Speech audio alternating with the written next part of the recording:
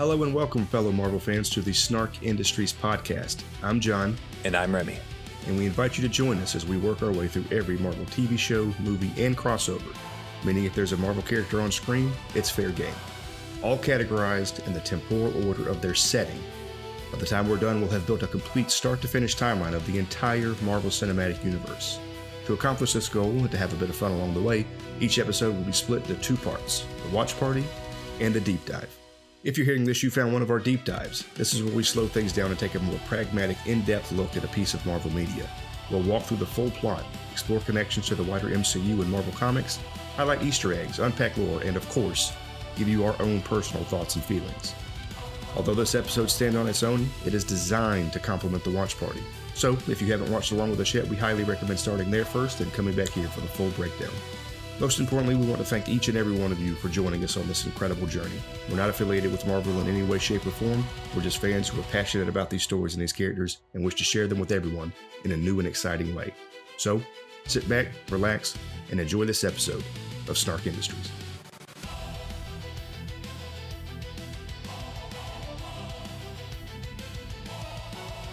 Hello, ladies and gentlemen, and welcome to Snark Industries Deep Dive. We just finished watching Agents of S.H.I.E.L.D. Season 7, Episode 1. John, if you're able, can you tell us what that episode was about?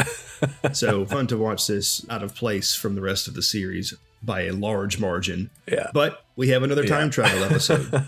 And as we are following through this story in the order of setting instead of release, it falls now in the year of 1931. And we have the Agents of S.H.I.E.L.D. having gone back in time, following some Chronicoms to the past to try and save S.H.I.E.L.D. from being stopped before it starts. We have a scene in the beginning where we wake up what immediately becomes evident to be an LMD of Agent Coulson and everything that kind of comes out of that. We also have the Chronicoms themselves stealing the faces of some police officers as a disguise to be able to navigate the 30s and fulfill their mission, which becomes evident very quickly as they're going in and trying to investigate this, that these Chromicons are trying to kill FDR, who is being ultimately credited in being the direct catalyst in the founding of S.H.I.E.L.D. here.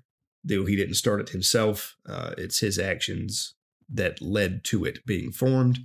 And so, after spending some time meeting some other characters, including the amazing Patton Oswalt, who had some great scenes there, and a speakeasy, they ultimately get entry into this big party that is set up to be for FDR, and during which we see the Chromicons sort of getting ready for this assassination attempt and everything else. It all is kind of building up to him dying, and as they all rush to go save him as he's stepping out to get into his wheelchair, which is hidden because, of course, he was attempting to hide his polio from the world, it turns out it's not him. And one of the captured Chromicons, who had gotten to a little bit of a scuffle with Quake earlier on, revealed that the actual target is a different person, a man by the name of Freddy, who was a worker under Koning, Patton Oswalt's character, as mentioned before, in the speakeasy, and we don't really realize his importance until this mark.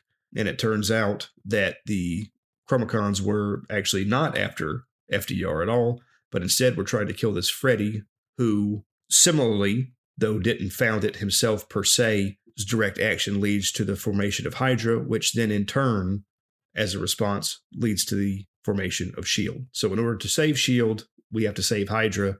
Appears to be what they're trying to go for here, and that is a wild way to go, but I'm here for it. Ultimately, this is kind of a two-parter episode, a TBD here. We go through the next episode, which is next, temporally, fun enough, to see kind of what happens, but that is the deep dive, the breakdown, the synopsis of what happened in the episode itself. How it ties into the MCU, obviously, there's going to be a lot of ways. Mm-hmm. Once again, before we are in a time travel episode, they're going back to try to stop the prevention of ultimately the agency that they all work for from even being formed. Hydra, S.H.I.E.L.D. are thoroughly ingrained, rooted into all of the MCU. The idea that they wouldn't be there at all is huge in implications as to how it all works. Oh God, we wouldn't have Cap. We wouldn't have anything. Yeah. That'd be huge. So many things to change. I would have to imagine, given what we know, unless they're once again kind of going off script on timelines, that if these Chronicoms are successful, this would be another branch into the multiverse. For sure. One where S.H.I.E.L.D. and Hydra did not exist at all. But, I'm a hopeful kind of fellow, and I would like to think that they're going to stop this from happening as if it never happened, and it won't mess with anything at all, and everything will be okay. But we won't know that for sure until next time. Yeah, so many different things tie into the MCU in general. Probably too many to name directly. Of course, the characters themselves all tie in.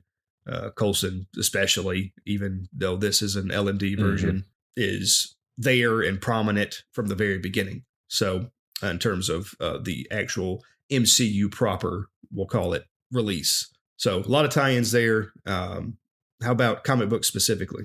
As far as comic books are concerned, it follows the Jonathan Hickman's run in 2009 to 2011 of Secret Warriors. That is heavily dealing with the Malick family and their creation of Hydra itself. And of course, S.H.I.E.L.D. being a direct response to Hydra. That's kind of the crux of the episode. This also taps into Captain America New Deal, which is actually the name of the episode in question. And that was a 2002 Captain America limited series written by John Nay Ryber. The fact that the episode was named after this is returning us to the foundations of what S.H.I.E.L.D. means. So definitely not lifted directly from that comic, but the moral fiber of that comic, I think, is definitely there. One quick clarification in terms of the Malick family, as obviously this Freddy character is a Malick. Is that Freddy character specifically someone that's in that comic series? Did you see that in your research, or is this something that was made up for the show? I believe that it's made up. I could be mistaken, but I know that Gideon Malick is the one that actually started the Council of Hydra, and so one would assume that this is an ancestor of his, but the timing doesn't quite make a whole lot of sense, as far as Freddy wouldn't be able to have a kid old enough to kick this off. And there's also mention of a Wilfred Malick that expands the lore as well. So I don't see any mention of Freddy specifically. So outside of family name, the Malick family is certainly involved. Yeah. Gotcha. Yeah, exactly. But to wrap up the comic references, we've certainly, we have to mention the Chronicoms can be found in the Recorders. And it's an alien race of sentient computers that first appeared in Thor number 132 in 1966. So these guys are pretty well ingrained in Marvel history.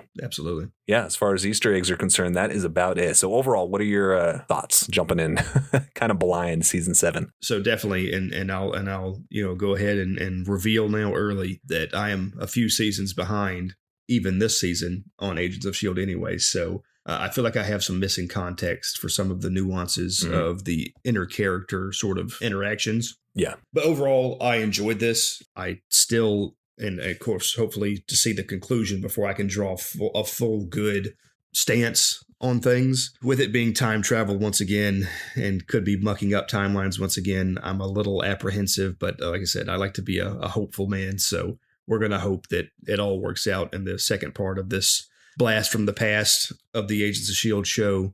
I did enjoy this.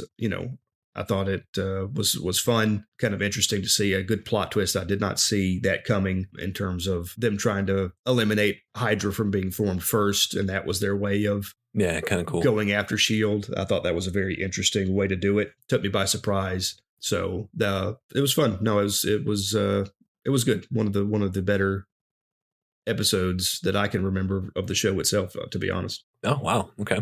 I kind of sit in the same boat. I think I pulled the plug on Agents. Well, I didn't pull the plug. I kind of just faded away. Maybe season 4 or 5. So I've seen a good chunk of it. I know who most of these characters are. There were some unfamiliar faces, so I'm kind of sitting there too. That being said, I did enjoy it. I like time travel stories. I like when things mess with the past, fix things. We've discussed this a number of times. But yeah, to me, But yeah, to me, this was fun. I really like Coulson. I really like Daisy.